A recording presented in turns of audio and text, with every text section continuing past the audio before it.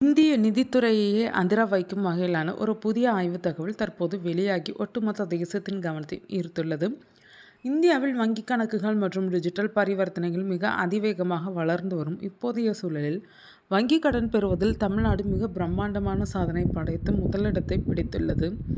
இந்த செய்திதான் பலரது கவனத்தை பெற்று வருகிறது. ரிசர்வ் வங்கி வெளியிட்டுள்ள மிக துல்லியமான மாவட்ட வாரியான கடன் மற்றும் வைப்புத் தொகை தரவுகளை அடிப்படையாக கொண்டு ஆய்வு ஒன்று நடத்தப்பட்டுள்ளது.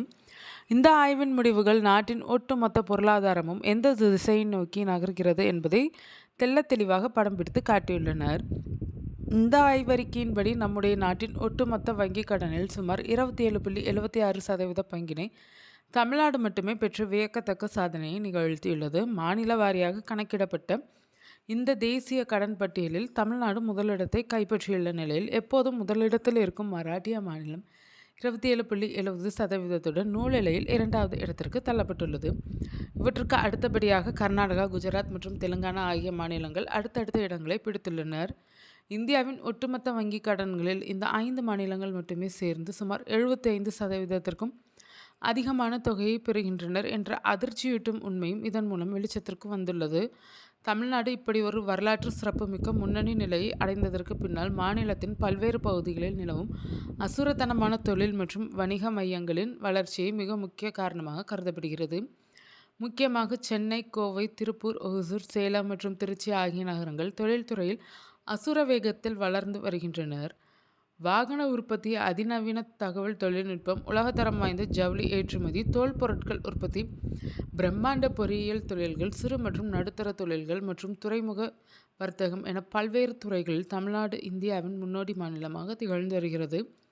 அதனால்தான் இங்குள்ள தொழில் மற்றும் வர்த்தக நிறுவனங்களுக்கான கடன்களின் தேவை நாளுக்கு நாள் கட்டுக்கடங்காத அளவில் அதிகரித்து கொண்டே செல்கிறது. அதே சமயம் நாட்டின் நிதி நிலவரம் குறித்து இந்த ஆய்வு இன்னொரு முக்கிய விவாதத்தையும் கிளப்பியுள்ளது.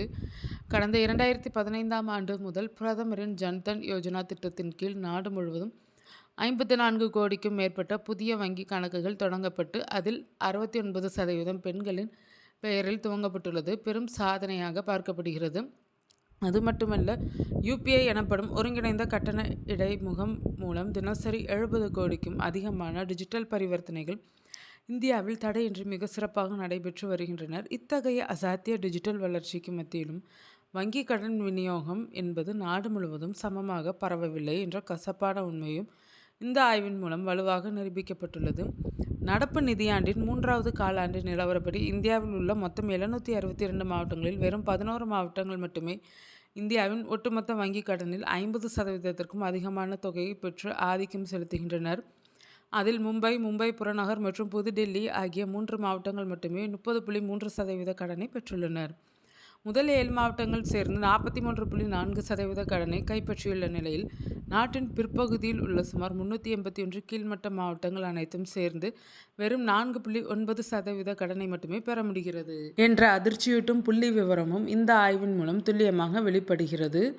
ஒட்டுமொத்தமாக பார்த்தால் நாட்டின் மிக முக்கிய பொருளாதார மையமாக திகழும் மராட்டிய மாநிலத்தை பின்னுக்கு தள்ளி தமிழ்நாடு இந்த அசுர வளர்ச்சியை எட்டியிருப்பது அனைவரையும் வியப்பில் ஆழ்த்தியுள்ளது.